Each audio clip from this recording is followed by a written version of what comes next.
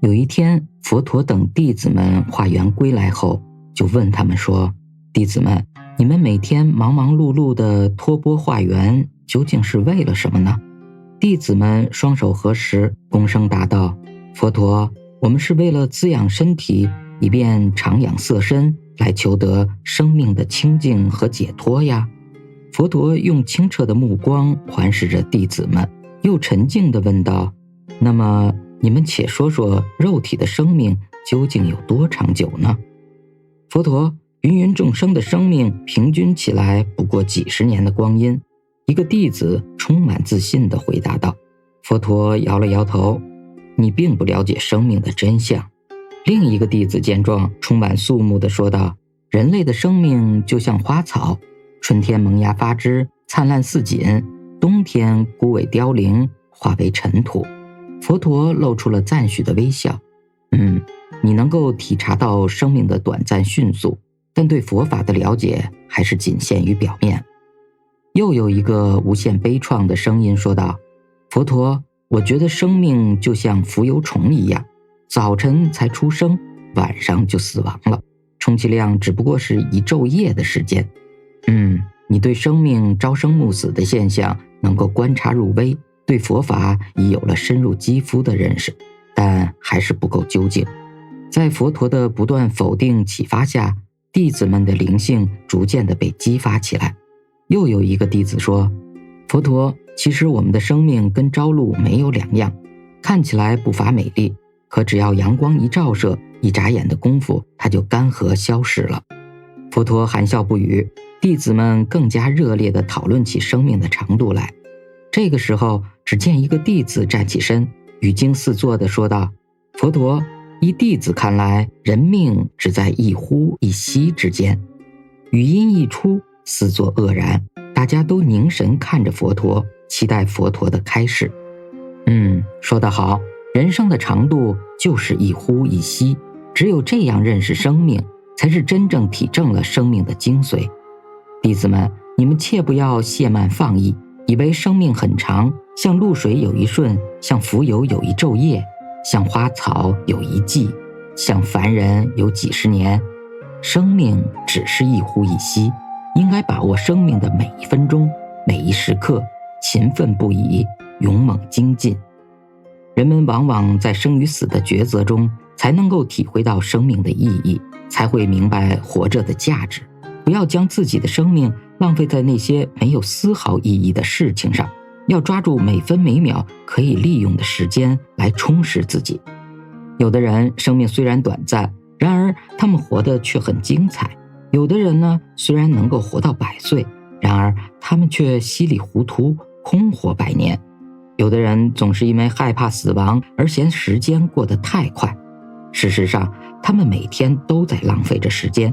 有的人却忙碌的来不及考虑这些无谓的问题，他们的时间每一分每一秒都被充分利用上了，根本来不及老。而这种来不及老的人，虽然无法达到参透生死的境界，然而他们离这种境界却并不遥远。佛光禅师门下的大弟子大智出外参学30年后归来，正在法堂里向佛光禅师述说此次在外参学的种种经历。佛光禅师总以未免的笑容倾听着，最后大智问道：师父，这30年来您老一个人可还好？佛光禅师答道：我很好啊，每天在法海里泛游，讲学说法，著作写经，世上没有比这种更欣悦的生活了，我每天都忙得很快乐。大智关心地说道：师父，你应该多一些时间休息啊。夜深了，佛光禅师对大智说道：你休息吧，有话我们以后慢慢谈。清晨在睡梦中，大智隐隐中就听到佛光禅师的禅房中传来了阵阵诵经的沐浴声。白天佛光禅师总是不厌其烦地对一批批来礼佛的信众开示，讲说佛法。一回禅堂，不是拟定信徒的教材，便是批阅学僧的心得报告，每天总是忙不完的事。好不容易看到佛光禅师刚与信徒的谈话告一段落，大智忙过来抢着问佛光禅师：师父，分别这30年来，您每天的生活依然这么忙碌，怎么都不觉得您老了呢？佛光禅师道：我没有时间觉得老啊。没有时间老这句话后来一直在大智的耳边回响着。事实上，佛光禅师并非没有老，毕竟30多年的时间对于谁来说都不算短。那么他为什么没有觉得自己老呢？这主要还是在于他对待人生的态度上。正是他将自己每天的工作时间安排得很充实，让原本一天中的无数个断点紧密地联系在了一起，他才来不及老的。许多人都有这样的感受，当我们还是孩童的时候，曾经有过许多的梦想，但当我们还未想如何去实现这些梦想的时候呢，死亡却已经悄然而至。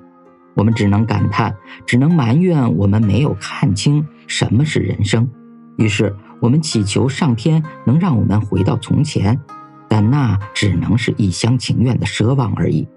所以无论我们现在是背着书包上学堂的娃娃，还是上有老下有小的中年，亦或是白发斑斑的老人，都要珍惜我们剩余的人生，奔着我们拟定的人生目标实实在在地做点努力，便不会留下那么多的遗憾与悔恨了。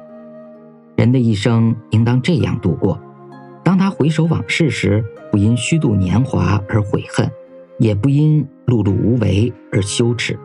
的确，我们只有将这句话领悟于心，度过人生，在离开这个世界的时候，才能无怨无悔，坦然面对。好了，今天的分享就到这里。如果您喜欢的话，欢迎订阅、评论和转发，感恩。